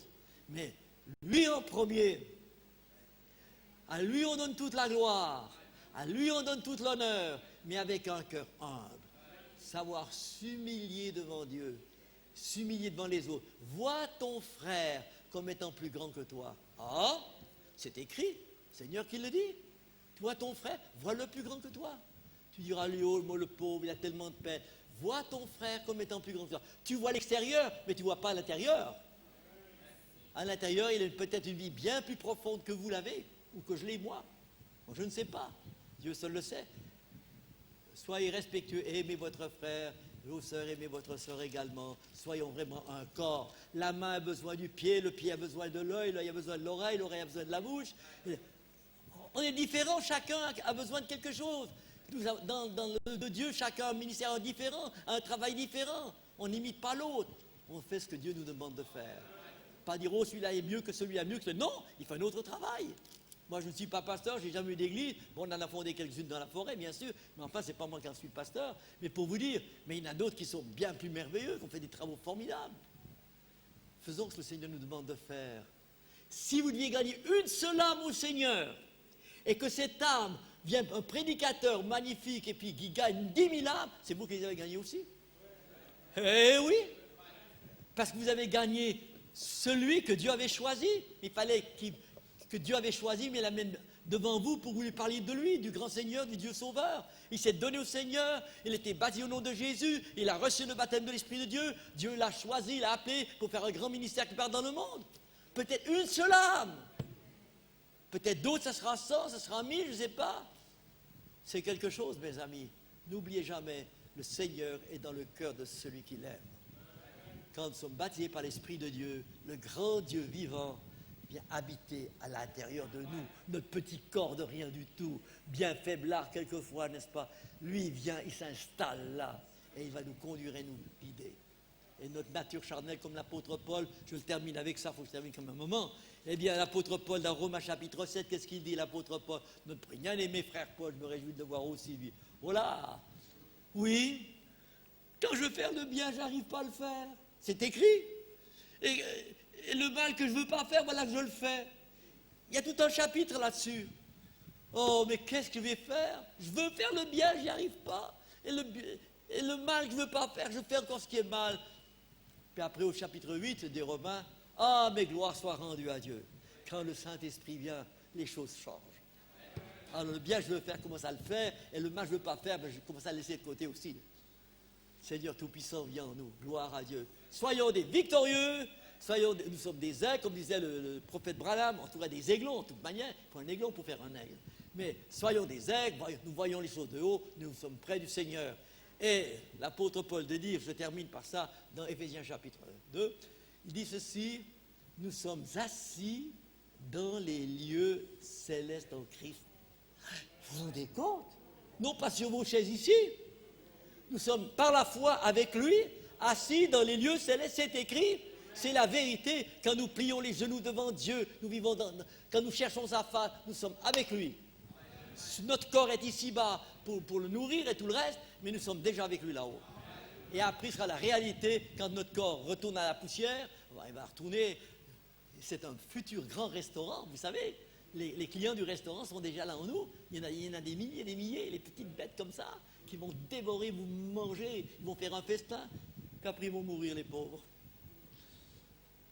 Louons le Seigneur, remercions Dieu, il est le merveilleux. Nous marchons avec Dieu, amen, de tout notre cœur. Soyons pleins d'amour envers nos frères et nos sœurs, même si nous ne les comprenons pas toujours. Soyons respectueux. Nous sommes différents, chacun a un travail différent, respectons l'un, respectons l'autre. Et chacun, nous sommes responsables devant le Seigneur, comment nous l'aimons et nous lui obéissons de tout notre cœur. Levons-nous, prions encore le Seigneur. Debout. Cher Seigneur, notre Père et notre Dieu, on pourrait parler de ta parole. Il y a tant d'exemples aussi merveilleux dans l'Ancien Testament. Comment Israël, quand il marchait bien, comment tu le bénissais, et quand il désobéissait, oh, comment tu le châtiais. Il y avait les Syriens, il y avait les Amalécites, il y avait les Philistins et tout le reste. Oh, Père Céleste, et quand ils retournaient à toi, tu leur bénissais de nouveau. Oh, béni sois-tu, Seigneur, de nous avoir gardés jusqu'à ce jour, que nous soyons encore là pour t'adorer, pour te louer, et que dans nos cœurs, dans nos vies, chacun dans nos maisons, nous puissions chercher ta face, Seigneur, parle à mon cœur. Guide-moi, tu vois le travail que je vais faire demain, tu vois, Seigneur, ce que je dois faire avec mes enfants ou avec ma famille. Seigneur, je te les confie de tout mon cœur. Donne-moi d'avoir des pensées justes devant toi, de ne pas critiquer les uns ou les autres que je ne comprends pas, mais de les respecter. Et s'il faut les voir ensemble en privé, les voir en privé avec douceur et fermeté. Seigneur Jésus, tu as donné tout un plan là-dessus. Tu as tout dit ce qu'il fallait faire pour gagner le ciel au premier voyage. Quand l'ascenseur viendra, oh Père, ça sera merveilleux. Louange à toi, bénis abondamment cette assemblée, Seigneur, et son cher pasteur et tous les frères qui sont avec lui, bien sûr. Et nous tous, Père, nous sommes un en Christ. Nous te louons et te remercions pour ta bonté, pour ton amour, pour tout ce que tu fais pour nous. Nous sommes de vrais croyants, cherchons ta face, t'aimant tout notre cœur et nous aimant de l'amour de Dieu les uns les autres, sachant que quand tu habites dans l'un, c'est le Seigneur Jésus-Christ qui est dans mon frère et dans ma sœur, et qu'en l'aimant, tu aimes le Seigneur qui est en lui. Et si tu n'aimes pas le Seigneur. Oh Seigneur Dieu, pas formidable ta parole. Merci d'avoir envoyé un messager pour cet âge si difficile que nous vivons. Nous t'en louons, en te remerciant, en te bénissant toutes choses. Gloire à toi Seigneur. Merci Père. Amen. Amen. Que Dieu vous bénisse mes amis. Merci. Merci.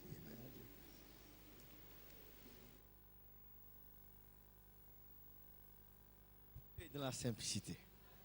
Je le crois comme ça. Je ne sais pas à propos de vous, mais moi j'étais béni de voir que le frère insistait sur ce fait qui est vraiment très important, de croire Dieu sur parole. Le prophète nous déclare, il y a une chose que Dieu ne peut faire, c'est faillir. Il ne peut faillir. Les lois naturelles, la gravitation, l'électricité, tout ça ne faillit pas. Et Dieu aussi ne faillit pas. Si seulement vous avez pu prendre ça au mot ce soir, qu'on a prié, tout ce que vous avez demandé dans la prière, croyez que vous l'avez reçu. Jésus avait dit à Marthe, ne t'ai-je pas dit, Marthe, que si tu crois, tu verras la gloire de Dieu. Le monde, ils ont inversé la chose, ils ont dit, il faut que je voie pour croire. Mais Dieu, c'est le contraire. Je crois que l'apôtre Paul dit quelque part dans 2 Corinthiens 4, il dit, nous marchons par la foi et non par la vue. Il y a un message pour le prophète, regardant à l'invisible. Je crois que ce soir, c'était simple, mais moi, j'étais béni. Et vous aussi, je crois. Devant cette citation avec Dieu, je vous lis ça, on va partir. N'oubliez pas que dimanche, il a dit de venir, il va nous montrer quelque chose. Nous apprécions, merci frère Favre. Ce jeune homme, il va avoir 90 ans là, en novembre. 91. Il va aborder, excusez-moi si j'ai dû dire ton âge, Pas de problème. je sais que tu n'es pas vieux. Non. Bon, il a 90 ans, il aura 91, c'est comme ça que les Suisses parlent, 91, alors il va commencer à aborder ces 91 justement en novembre. Et de le voir comme ça, moi j'ai honte quand je dis je suis fatigué. De le voir lui, homme fatigable, et donne-moi question et réponse sur le Saint-Esprit 59. Oui. Question et réponse sur le Saint-Esprit 59. La voix de Dieu, il y a ça, voilà, c'est ça. Tu me donnes coup mortel, C-O-U-P.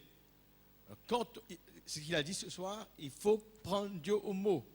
Alors, voilà, c'est bon. Je vois, il y a un qui paraît. Coup mortel. Le mot L.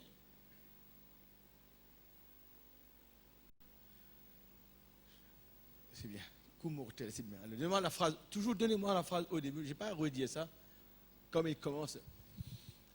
Jésus a dit, oui Thomas, après m'avoir vu, m'avoir touché et mis tes mains dans mon côté, tu crois. Mais combien plus grande sera la récompense de ceux qui n'ont jamais vu et qui croient quand même. Amen. Il est un Dieu bon. Amen. Bien sûr, il vous donne ce que votre cœur désire. Croyons en lui, simplement. C'est ça le coup mortel donné à Satan. Amen. Quand un homme prend Dieu au mot, frère, ça tuera Satan chaque fois. Amen. Prendre Dieu au mot, ça tuera Satan chaque fois. C'est ça le coup le plus dur que Satan peut recevoir quand un homme prend Dieu au mot. Alléluia. Amen. C'est ça qu'il a prêché ce soir. C'est de prendre Dieu au mot. Oui. Peut-être vous ne le comprenez pas. Peut-être vous ne pouvez pas l'interpréter à la lumière des circonstances là que nous vivons. Ce n'est pas à vous de vous le figurer. C'est à Dieu d'agir. Nous ne faisons que croire et on lui laisse la main libre le temps qu'il veut. Vous savez que... écoutez, je vais terminer. C'est un très important message qu'il a prêché 3 fois. L'anglais, c'est a trial, et l'autre, c'est a co-trial. un procès à la cour. C'est très joli en français, et ça, il fait une drame. Il dramatise la chose. Il montre que l'Église devient le jury, le juré. Lui, il est là, témoin de la défense. Il prend le pulpit comme la boîte, n'est-ce pas, où les gens vont venir. Il y a l'avocat de la poursuite qui est Satan, l'avocat de la défense, tout ça, le Saint-Esprit. Et il fait venir les invités dans la boîte pour parler contre la parole, les témoins de la poursuite. Et le premier témoin de la poursuite que Frère Branham cite dans les 3 messages, le premier témoin de la poursuite, c'est monsieur, je sais quoi vous pouvez me dire, monsieur l'impatient. C'est-à-dire qu'il commence à condamner Dieu, il dit, ah, j'ai été dans une réunion, le pasteur, il a lu, c'est vrai, j'ai vu, il a lu, ils imposeront les mains aux malades, les malades seront guéris, voilà que 5 ans, ma femme est toujours malade. Alors c'était comme ça, il voulait dire que la parole n'est pas vraie, le témoin de la poursuite, n'est-ce pas, convoqué par l'avocat de la poursuite, qui est le diable lui-même. Alors il dit que voilà, j'ai pas été guéri, ma femme n'a pas été guérie. Alors le témoin, l'avocat de la défense qui est le Saint-Esprit, il prend le témoin de la défense qui est le frère Branham, et lui il dit non, dans la Bible il a dit ils imposeront les mains et les malades seront guéris, c'est vrai, mais il n'a pas dit quand il sera guéri. Il a dit que c'est comme Noé là-bas, 120 ans après. Il a dit que la pluie tomberait, mais il n'a pas dit quand. Mais la pluie est tombée, comme Abraham. Il a dit qu'il aura un fils, mais il n'a pas dit quand. Mais il a eu 25 ans après. Et quand Dieu dit, parce qu'on prend Dieu au mot, c'est un coup mortel à Satan. De le prendre au mot, de croire. Quand il a dit ça, on croit. On voit que les circonstances jouent contre nous, peu importe. Nos yeux ne sont pas fixés là-dessus. Nos yeux sont fixés sur Jésus. Ayant les yeux fixés sur lui. Lui qui est, n'est-ce pas, le consommateur. Et le mot en français peut-être ne donne pas la phrase. En anglais, he is the author. Author. C'est celui qui initie, l'initiateur. C'est lui qui est le début. Celui qui débute cette fois-là en toi. Il est the author, l'auteur. Celui qui est à l'origine de la foi que vous avez. And he is the finisher. C'est lui qui est le consommateur. Qui consomme, qui termine, qui fait un finish. C'est lui qui t'emmène au finish, hein, au point fini. Alors, il te prend au début, l'initiateur, c'est lui qui met la parole en toi. La foi vient de ce qu'on entend. Il commence à initier la foi en toi et il t'emmène dans tout cela jusqu'au moment où cette foi-là est consommée. Arrive à la fin où la réponse vient. Mais toi, tu tiens ferme, ayant les yeux pas fixés sur les circonstances, comme Pierre. Quand il a débarqué, quand il a mis les pieds sur la mer, il a bien marché. Mais quand il a vu que le vent était fort, là, il a détourné son regard de Jésus. Mais nous, ayons les yeux fixés sur Jésus, qui est l'auteur et le consommateur de notre foi. Et nous arriverons, frère Aniroud, nous arriverons finalement au grand miracle. Le croyez l'Église? Merci pour le message ce soir. Prenez Dieu au mot. C'est toujours un coup mortel à Satan. Prenez un petit chant ensemble pour sa gloire. La foi illumine la nuit. La foi bannit crainte et doute. La foi sur tous mes ennemis.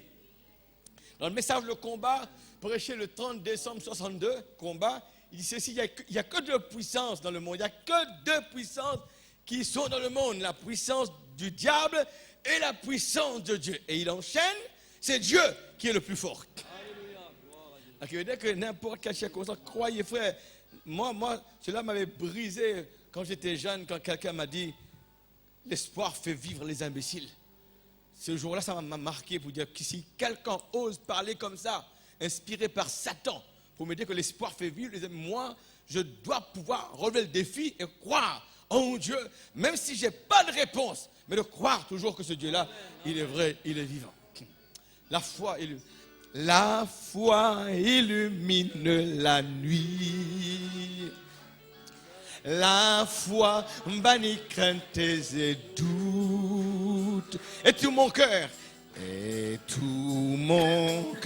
chante. Mon âme est contente. La foi sur tous mes ennemis. C'est pas le doute, c'est la foi. me rend toujours plus que vainqueur. Alléluia, oh quel bonheur. Alléluia, gloire au Sauveur. Hein, c'est pas la douce, c'est la foi. La foi illumine la nuit. La foi bannit crainte. La foi bannit crainte et doute. Et tout mon cœur chante. Mon âme est contente. La foi, surtout mes ennemis, me rend plus que vainqueur, me rend toujours plus que vainqueur. Alléluia, alléluia, oh quel bonheur. Alléluia, gloire au Sauveur. Vous le croyez? Net, il chante dans le parti à Jésus, nous te couronnons. Et je prie pour vous. Le frère peut-être peut se mettre à l'arrière si vous voulez le saluer avant de partir. C'est bien. Ce serait bien d'apprécier aussi la parole qu'il a prêchée. Jésus, nous te couronnons. On l'a? Jésus, nous te couronnons. Nous te proclamons. Nous te proclamons. Il est présent. Présent au milieu de nous. Nous t'élevons par nos chants. Excusez-moi. Nous t'adorons, nous t'exaltons. Viens établir ton trône éternel. Par louange, nous t'invitons. Viens Jésus, prends la place du roi. Jésus, nous te couronnons. Jésus, nous te couronnons. Nous te proclamons roi. Nous te proclamons roi. Présent. Il a promis qu'en 2 ou 3 s'assembleraient. Il serait là. Alléluia. Nous t'élevons par nos chants. Nous t'adorons. Nous t'exaltons. Viens établir ton trône éternel. Par nos louanges. Par nos louanges. Nous t'invitons. Viens Jésus, prends la place du roi. Oh, comme c'est un Dieu merveilleux. Oh, prends mon âme. Seulement le premier strophe. C'est une prière si importante. Écoutez, une bande dans le tout actuellement. C'est une très jolie bande, très vieille bande. On l'a découverte par la suite. C'est très joli. Je vais voir les semaines ensuite. On va parler un peu là-dessus. C'est très joli. C'est vrai, comme le frère a dit, ce n'est pas avoir une sensation. Ce n'est pas adhérer à une église. Ce n'est pas soulager votre conscience parce que vous faites partie du message. Mais c'est accepter la personne de Christ dans notre vie. C'est cela le grand problème. Les gens sont venus à l'église comme si Dieu condamnait Caïn. Parce qu'il était un fondamentaliste, il était un adorateur. Il est venu avec les meilleurs fruits du terrain. Il est venu avec un autel. Il bâtissait un autel pour adorer Dieu. Il était un vrai croyant. Je vous dis la phrase qu'il dit. J'étais choqué. Il dit, il était un vrai croyant. Mais si c'était ça seulement que Dieu attendait de quelqu'un, de venir avec vos offrandes, de venir dans une grande église, de former partie, Dieu serait injuste de le condamner. Alors la chose qu'il fallait avoir, c'est plus que ça. C'est avoir la personne de Dieu dans sa vie lui-même. C'est ça qui fait que beaucoup des églises, beaucoup de jeunes, beaucoup de personnes s'associent à une église, adhèrent à une église, mais pas pour longtemps. Ils ont seulement une foi intellectuelle. Ils sont excités, contents extérieurement. Ils sont loin extérieurement, sans la personne de Christ à l'intérieur. C'est ça le plus important. Pour ce petit chant ensemble, reprends mon âme et le strophe, on va partir après. Oh, prends mon âme, prends-la, Seigneur, et que ta flamme,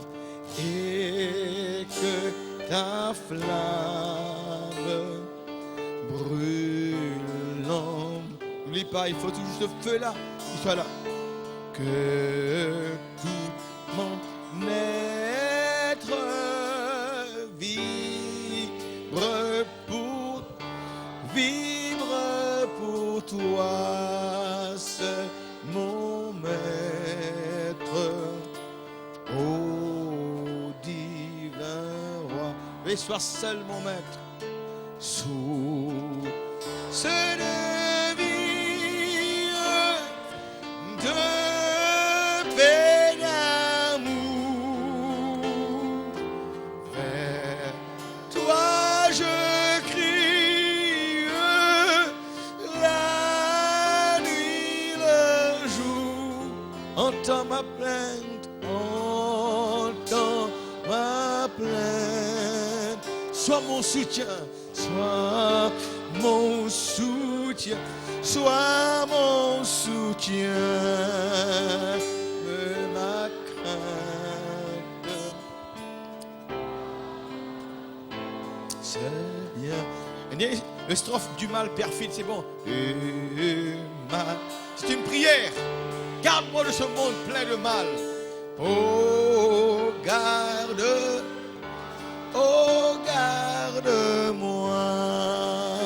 Sois le chef de ma foi.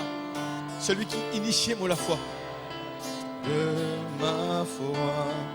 Quand la nuit voile. Quand la nuit voile tout à mes yeux. Sois mon étoile, brille. Source de vie ensemble. Source de vie d'un paix d'amour. Vers toi je crie la nuit, le jour. Entends ma plainte, entends ma plainte. C'est le cri de mon cœur. Sois mon soutien, sois mon soutien de ma crainte. Toi, mon Seigneur. Ce soir, Seigneur, merci. Nous aimons ta présence.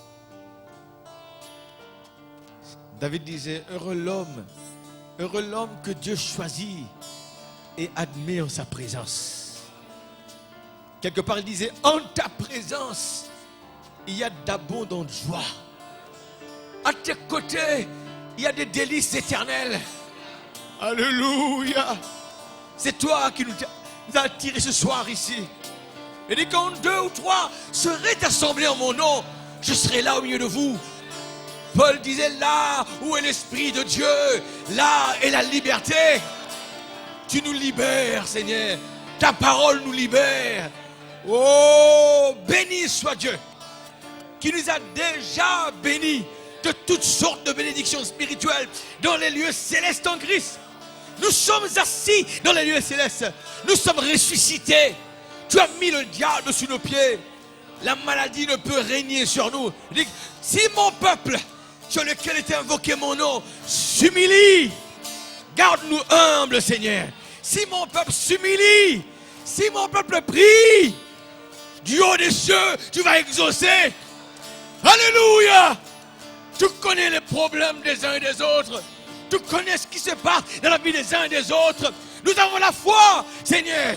Nous ne serons pas comme monsieur l'impatient. Nous allons attendre Dieu accomplira sa parole. Nous voulons prendre Dieu au mot. L'homme vivra de chaque parole qui sort de la bouche de Dieu. Alléluia. Merci pour ta présence. Merci pour ton amour. Merci pour les expériences que tu nous donnes, pour le miracle. Alléluia. Pour l'exaucement de nos prières. Nos yeux sont fixés sur toi. À toi la gloire. À toi l'honneur, à toi la puissance, Dieu. Merci Seigneur. Ton nom est béni. Prendre ce chant avant de partir. Vous pouvez saluer le frère après. Oh gloire à Dieu dans les lieux très hauts. Que le Seigneur vous bénisse et vous protège. N'oubliez pas, vendredi soir, réunion de prière à 6h. Et dimanche, le Seigneur voulant, nous serons ici encore à 10h pour entendre le frère. Prendre ce petit chant ensemble pour sa gloire. Oh gloire à Dieu dans les lieux très hauts et sur la terre aux hommes qu'il agrée. Car Jésus nous est donné pour sauver l'humanité. Oh gloire à Dieu dans les lieux très hauts. Dieu bénisse, vous pouvez asseoir et sortir en paix. Le frère, vous pouvez lui serrer la main quand vous sortez. Allez sortir en paix, en ordre. Dieu vous bénisse richement. Dieu vous protège en cours de route. Chacun vers sa demeure.